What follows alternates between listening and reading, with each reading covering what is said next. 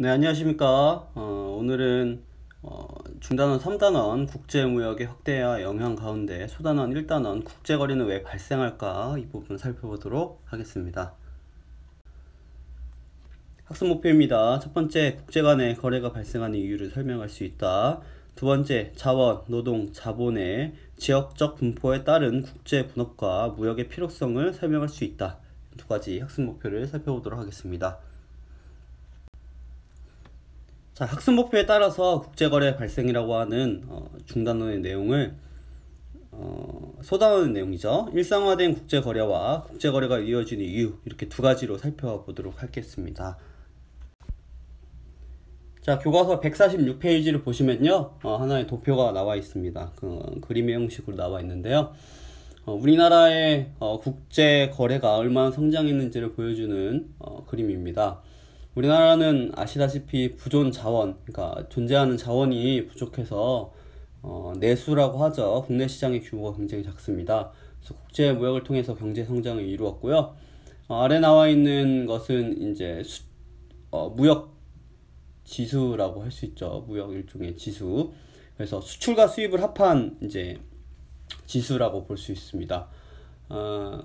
그래서 2011년 때부터 1조 달러를 넘기기 시작했는데, 현재 2014년까지 나와 있죠. 1조 980억 달러 수출 수입을 합하면 그렇게 나와 있는데, 1964년도에는 5억 달러밖에 되지 않는 모습을 볼 수 있습니다. 얼만큼 우리나라가 경제 성장을 이루고 국제 거래가 늘었는지를 알 수 있죠. 교과서 146페이지 아래에 보시면은 수출 상품과 수입 상품에 대해서 적는 부분이 나와 있습니다. 먼저 답을 확인하기 전에 한번 써보시는 것이 좋을 것 같습니다. 네, 써보셨나요? 일단 2014년도 기준으로 예시 답안을 보여드릴 수 있는데요. 수출 상품은 뭐 반도체라든지 석유 제품 등등, 그리고 뭐 평판 디스플레이 및 센서 뭐 이런 것들이 보이죠. 수입 상품은 가장 큰 게 원유로 할 수 있습니다. 그리고 반도체 일부 수입을 하고요. 가스라든지 석유 제품이라든지 이런 기본적인 자원들, 이제 원자재가 될 수 있는 것들 수입하는 것을 볼 수 있습니다. 자, 그럼 본격적으로 국제거래가 왜 발생하는지에 대해서 좀 살펴보도록 하겠습니다. 일단 국제거래라는 것은 국가 간의 국경을 넘어서 상품, 서비스, 그리고 나아가서 생산 요소 등을 거래하는 것을 국제거래라고 합니다. 이 생산 요소라는 것은 토지나 노동, 자본과 같이 생산물을 만들어내기 위해 투입되는 모든 것들을 의미하는 건데요. 토지 같은 경우에는 거의 대부분 거래를 하지 않으니까 대부분 여러분들 자본과 노동과 같은 것들을 여러분들 그런 것이라고 보시면 좋을 것 같아요. 그러니까 상품과 서비스만 갖다 파는 것이 아니라 그것을 생산하기 위한 요소들도 함께 수입하고 수출한다라고 볼 수 있죠. 그러면 오늘날의 국제거래는 왜 성장했느냐? 아까도 얘기했지만요, 우리나라에서는 석유도 나지 않고요, 광물과 같은 원자재를 자체적으로 이제 공급할 수 없습니다. 그래서 일정 산업 규모가 성장하기 위해서는 반드시 수입을 하고 그것을 수출하는 국제 거래가 필요한 거죠. 그래서 물자 부족을 해소하기 위해서 국제 거래가 성장하기 시작했고요. 이제는 뗄래야 뗄 수 없는, 우리 경제에서는 뗄래야 뗄 수 없는 것이 국제 거래가 되었습니다. 더군다나 이제 세계적으로 신자유주의 풍조가 등장하게 되면서 세계 무역기구가 등장하게 되고요. 자유무역협정 체결, 그러니까 FTA를 체결함으로써 국제거래는 점점 더 확대되고 있습니다. 그래서 오늘날에는 아까도 얘기했지만 뭐 석유, 석탄, 원자재나 농산물, 공산품 등의 것들만 주로 이제 거래가 되었다면, 이제는 노동과 자본과 같은 생산 요소들, 그리고 기술이나 지적재산권의 거래도 활발하게 이루어지고 있습니다. 즉 국제거래가 점점 더 확대되고 있다라고 얘기하는 거죠. 여러분들이 교과서 147페이지를 보고 계실 텐데요. 그 아래 벽난도에 대한 얘기가 나와 있습니다. 우리나라가 코리아가 된 이유, 코리아가 된 이유는 벽난도에서 활발하게 국제거래가 이루어졌기 때문이다 라는 내용이 나와 있는데요. 국제거래는 그 이전에 통일신라 시대에도 이루어졌었습니다. 통일신라 시대에 울주항, 울주항에서 지금 울산 정도에 해당하는 위치죠. 거기에서 활발하게 또 국제거래가 이루어졌다고 하네요. 그리고 벽난도에서 이런 고려의 이름이 활발하게 알려지는 이제 아라비아 상인들이 왔다라고 하는 증거로 여러분들이 잘 알고 있는 또는 이제 배울 고려가요의 쌍화점 같은 작품들이 또 증거라고 또 볼 수도 있네요.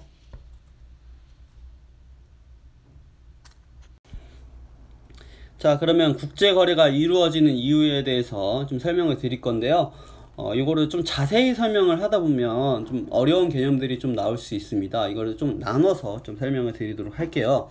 일단 148페이지에 있는 본문의 내용들부터 좀 설명을 드리도록 하겠습니다. 일단 국제거래가 이루어지는 이유는 생산비의 차이가 있기 때문입니다. 생산비는 이제 생산 비용이라고 할 수 있죠. 네, 이제 국가들별로 생산비의 차이가 나타나는 이유는 다양한 조건들이 다르기 때문입니다. 일단 첫 번째로 모든 국가들은 자연 환경이 다릅니다. 기후와 지형들이 일단 다르겠고요. 그 국토 안에 있는 사용할 수 있는 부존 천연 자원들의 종류와 양에서 차이가 있을 수 있습니다. 또한 사회적 조건이 좀 다를 수가 있죠. 인구와 국제 이제 교육 수준, 경제 규모 등의 사회적 조건이 다르게 되면서 생산 요소들에게도 이제 영향을 끼칠 수 있습니다. 노동이라든지 자본과 같은 생산 요소들이 다를 수 있겠죠. 그리고 기술 수준에서도 차이가 날 수 있죠. 이런 다양한 다른 조건에서 상품을 생산을 하다 보면 비슷한 상품이라도 생산 비용이 다를 수가 있는데 이것을 생산비에 차이가 난다 라고 얘기를 하는 겁니다. 그래서 교과서 148페이지에서는 우리나라와 중국의 카메라와 운동화의 예시를 들어서 설명을 하고 있습니다. 그래서 서로 각기 생산 비용이 싼 것을 생산을 해서, 그래서 우리나라는 카메라, 중국은 운동화를 만들어서 그것을 서로 무역을 하게 되면 이익이다 라고 하는 얘기가 나와 있죠. 네, 이렇게 각 국이 더 적은 비용으로 더 잘 만들 수 있는 재화와 서비스에 특화를 하는 것이 국제 분업이라고 합니다. 네, 특화라고 하는 것은 각 경제 주체들이 자신에게 유리한 재화와 서비스만을 전문적으로 생산하는 것을 특화라고 하죠. 네, 그래서 이제 상대적 생산비의 차이가 기회비용이 작은 재화나 서비스에 특화를 해서 이제 이것을 무역을 하게 되면, 교환을 하게 되면 이익이 발생한다 라고 하는 것이 무역 발생의 배경이라고 볼 수 있습니다. 네, 148페이지에 알아볼까요가 있는데요. 이것을 통해서 조금 더 상대적 생산비에 대해서 좀 설명을 드리면서 좀 예시를 들어서 좀 여러분들이 이해하기 편하도록 설명을 좀 드리도록 하겠습니다. 그 얘기는 슬라이드 가장 마지막 슬라이드쯤에서 설명을 드리도록 하겠습니다. 자, 교과서 149페이지에 나와 있는 생각을 키우는 활동이 나와 있는데요. 먼저 이것부터 하고 상대적 생산비에 대해서 설명을 드리도록 할게요. 세계 여러 나라들의 주력 수출 상품들이 좀 나와 있는데요.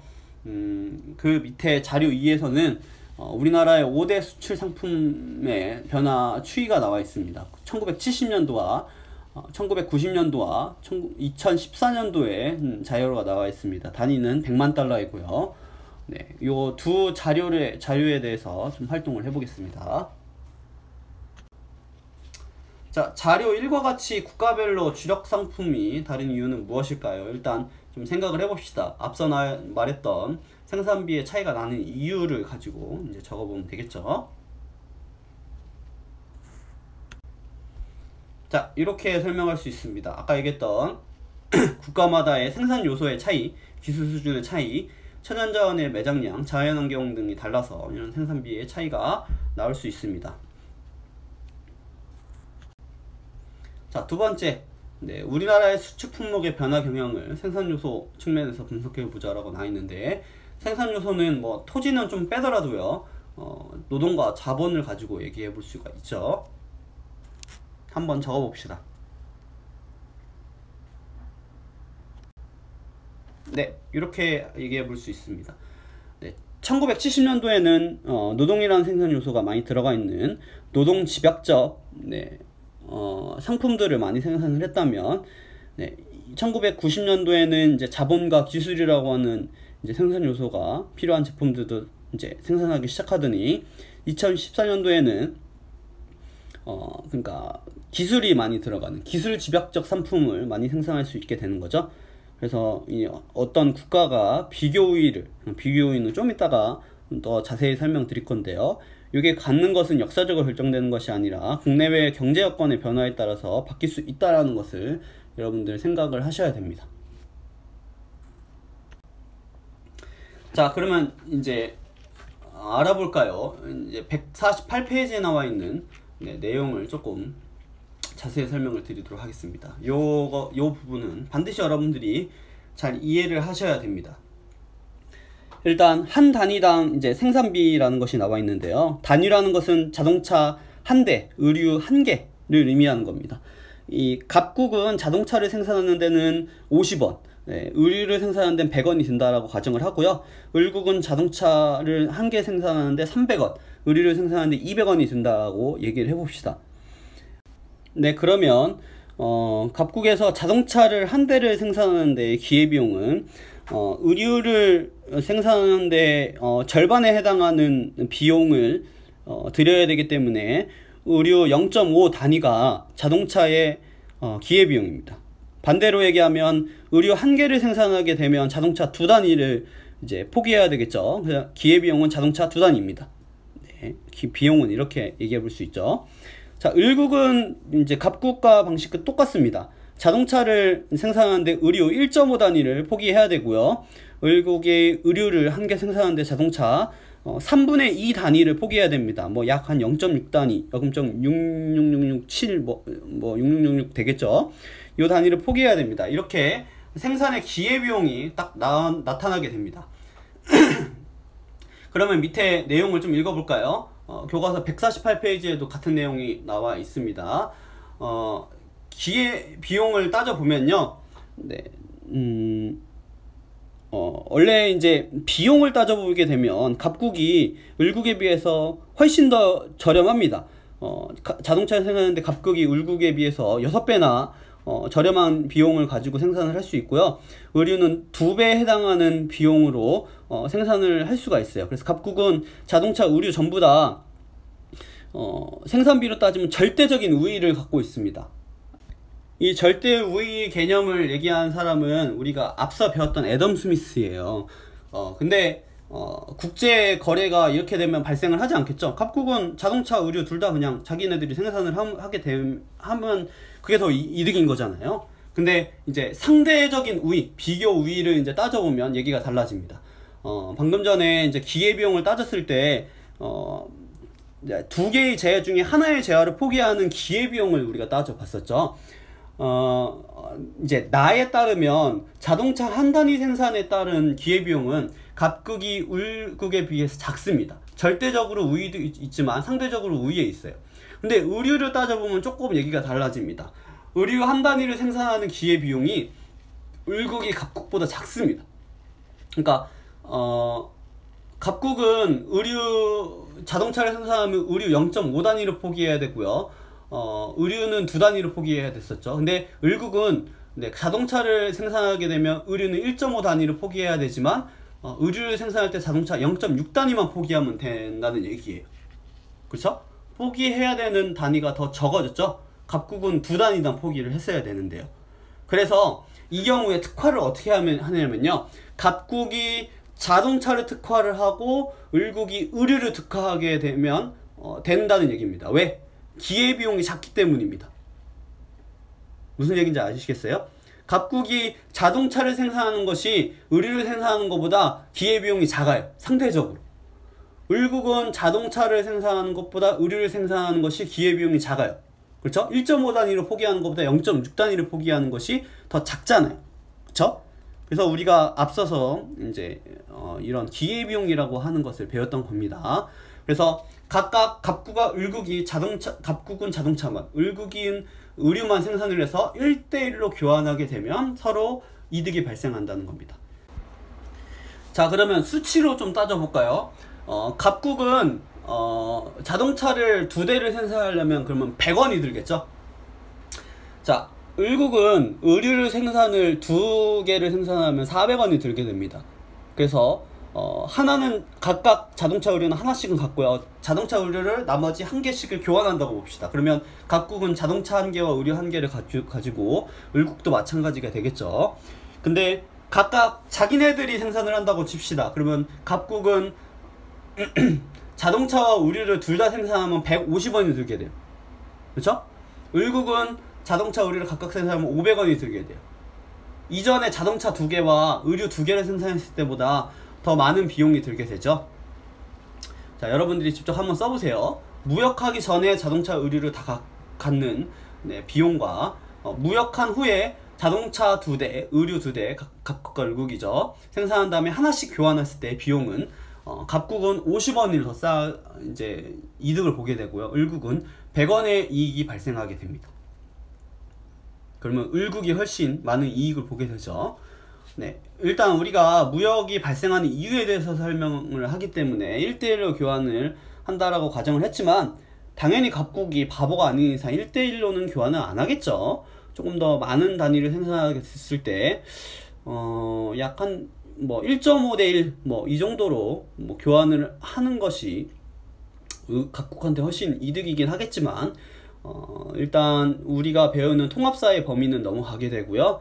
이런 것을 자세하게 배우는 거는 여러분들이 선택 과목으로 만약에 경제를 공부하게 된다면 이런 것을 좀 더 자세히 한번 공부를 해볼 수 있을 것 같습니다만, 일단 무역이 이렇게 발생하게 된다면 서로 이득이 된다는 부분까지만 여러분들 생각을 하시면 되겠고요. 이제 이 부분이 좀 더 이해가 안 되시면 질문 좀 남겨주시기 바랍니다. 자, 일단 오늘 무역이 발생하는 이유에 대해서, 국제거래가 발생하는 이유에 대해서 설명을 해봤고요. 확인학습 한번 풀어보도록 하겠습니다. 일단 한번 쭉 풀어보시기 바랍니다.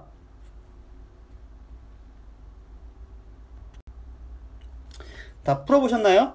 자, 국가 간의 국경을 넘어서 상품, 서비스, 생산 요소들을 거래하는 것을 국제거래라고 합니다. 세계각국이 더 적은 비용으로 더 잘만 쓸 수 있는 재화와 서비스에 특화하는 것을 국제분업이라고 한다고 했죠. 자, OX 문제입니다. 오늘날에는 노동, 자본 등의 생산 요소, 기술이나 지적재산권의 거래도 활발하게 이루어지고 있다. O이고요. 나라마다 상대적으로 기회비용이 큰 재화나 서비스를 특화하여 수출하는 것이 경제적으로 유리하다는 X죠. 기회비용이 작은 것을 특화를 해야 됩니다. 자, 오늘은 이제 국제거래에 이제 발생한 이유에 대해서 설명하면서요, 상대적 생산비를 가지고 정말 이득이 되는지를 수치적으로 따져봤습니다. 선생님이 일단 교과서에 있는 것만 가지고 설명을 드렸는데요. 일단 이것을 비용으로도 계산할 수 있지만 얼마나 노동을 들여서 할 수 있는지 노동비로 가지고도 따져볼 수 있습니다. 그런 거를 문제로 내는 문제집도 있더라고요. 뭐 그런 것까지 해보시면 좋을 것 같지만 일단 개념을 이해하시는 게 훨씬 중요한 것 같습니다. 이 부분이 제일 어려운 부분이었고요. 반드시 여러 번 들어보시면서 그 다음에 교과서를 읽어보시면서 이해를 하시면 좋을 것 같습니다. 다음 시간에 국제거래 확대로 인한 영향 좀 보도록 하겠고요. 그거에 대한 이익과 문제점에 대해서 살펴보도록 하겠습니다. 여기까지 하겠습니다.